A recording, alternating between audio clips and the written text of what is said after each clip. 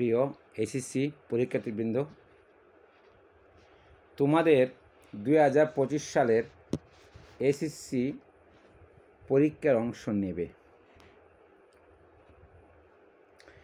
তোমাদের পরীক্ষা জুন মাসের 26 তারিখ হতে শুরু হবে। এখন থেকে তুমি সময় পাবে মাত্র 40 দিন। মনে রেখো, সিলেবাসটি বড়, তাই এখন থেকেই তোমাকে রিভিশন দিয়ে সঠিক প্রস্তুতি নিতে হবে। তোমরা কিভাবে ভালো ফলাফল করবে তা নিয়ে কিছু পরামর্শ দিচ্ছি। পরীক্ষার প্রস্তুতি ভালো করে নেওয়ার জন্য প্রয়োজন পড়ার একটা সঠিক পরিকল্পনা। আর সেই পরিকল্পনাটি কেমন হবে তোমাকে তা ঠিক করে নিতে হবে। তোমাকে ধীরে ধীরে সঠিক প্রস্তুতির পরিকল্পনা বাস্তবায়ন করে নিতে হবে। পড়া ও পরীক্ষা বিষয়ে প্রয়োজনীয় সব কিছু চোখের সামনে থাকা চাই, আর তা তোমার পড়ার টেবিলের সামনে বোর্ডে লাগিয়ে রাখতে হবে। যেমন তোমার তৈরি করা পড়ার রুটিন, বিভিন্ন বিষয়ে গুরুত্বপূর্ণ সূত্র ও প্রয়োজনীয় তথ্য ইত্যাদি। একজন ছাত্রের প্রতিদিনের পড়ার একটা রুটিন থাকতে হবে। তুমি বিজ্ঞান, মানবিক বা ব্যবসা শিক্ষা যে বিভাগই পড়ো না কেন, তুমি নিজেই একটা রুটিন তৈরি করে নেবে। কোন বিষয়টা আগে পড়বে, কোনটা পরে পড়বে, কোন বিষয়টা কত সময় ধরে পড়বে, তোমার প্রয়োজন মতো তা ঠিক করে নাও। প্রতিদিন পড়ার সময় তুমি বিভিন্ন বিষয়ে যে সমস্যার মুখোমুখি হবে তা তখনই নোট খাতায় লিখে রাখবে।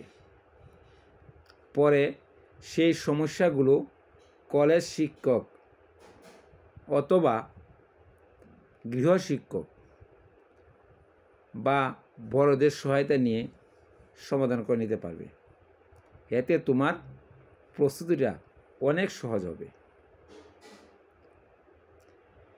তোমার হাতের লেখা কেমন তুমি নিজেই তা জানো।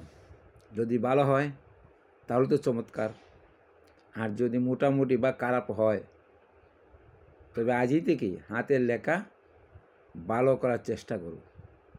হাতের লেখা ভালো করার জন্য অর্থ লেখা সুন্দর, লেখা পরিষ্কার, কাটাকাটি না করা, লেখার অক্ষর স্পষ্ট বোঝা যাওয়া। তুমি যে বিভাগই পরীক্ষার্থী হও না কেন, কোনো বিষয় কারোর কাছে একটু কঠিন লাগে। এই কঠিন লাগার বিষয় নিয়ে কি করবে? ওই সব বিষয় কি পড়বে নাকি বাদ দিয়ে রাখবে? বাদ রাখা যাবে না, নাকি চেষ্টা করে সমস্যা থেকে বের হবে? আমার মতে চেষ্টা করে ওই সমস্যার সমাধান করা উচিত। প্রতিদিনের পড়া তুমি যদি প্রতিদিন শেষ করো বা করার চেষ্টা করো, দেখবে পরীক্ষার আগে তোমার কোনো পড়া জমা নেই। সব বিষয়ে সব পড়া একসঙ্গে তোমার আয়ত্তে এসে গেছে। পরীক্ষার আগে তোমার তেমন ব্যাগ পেতে হচ্ছে না। পরীক্ষা নিয়ে কোনো সমস্যাই হবে না। প্রতিটি বিষয় মনোযোগ সহকারে পড়বে। পড়ার পর কোন প্রশ্ন লিখবে, প্রয়োজনে কোন প্রশ্নের উত্তর নিজে নিজে লিখবে। এতে তোমার হাতের লেখা চালু থাকবে আর সমস্যাও ধরা পড়বে। তা সহজেই পড়ে সংশোধন করে নিতে পারবে। এখন তোমার প্রতিটি বিষয়ের প্রস্তুতি গ্রহণ শেষ। তাই নতুন করে কোনো প্রশ্নের উত্তর পড়বে না। এতদিন তুমি যা পড়েছো তাই মনোযোগ দিয়ে রিভিশন দাও। এতে ছোটো ছোটো সমস্যার সামনে আছে, তা সহজে দূর করে নিতে পারবে।